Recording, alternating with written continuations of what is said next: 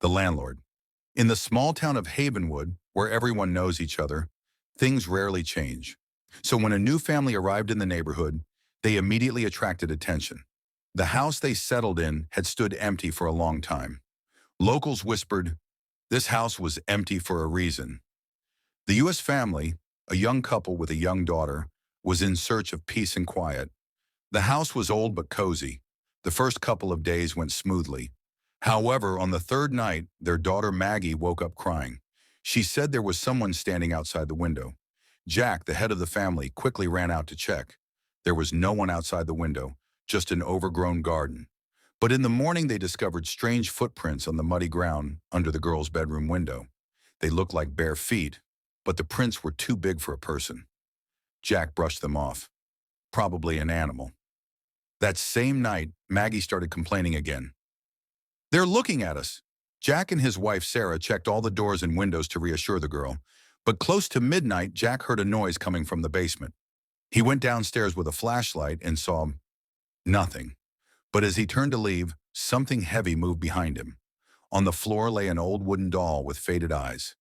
Jack was sure it hadn't been there before, for they had cleaned the house thoroughly, moving every single thing, including the basement. The next morning, the neighbors finally spoke. An elderly woman from across the street approached Sarah while she was walking her dog. Did you know there was something wrong with this house? She asked. Sarah was confused. What do you mean? A family used to live here. They had a little girl too, but they disappeared. No one knows what happened to them. The only thing they found was that old doll that was in the basement. Sarah froze. She knew Jack had seen that doll last night.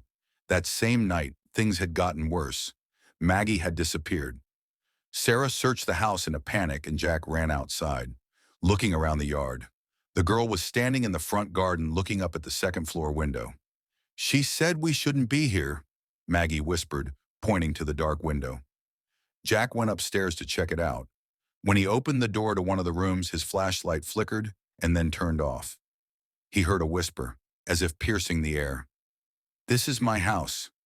When the light came back on, there were scratches on the walls, as if someone had clawed the word, go away.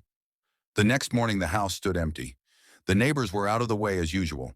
It was a Havenwood rule. If something was going to happen in the house across the street, it was best to just wait. And when the new family arrived a month later, no one told them a word.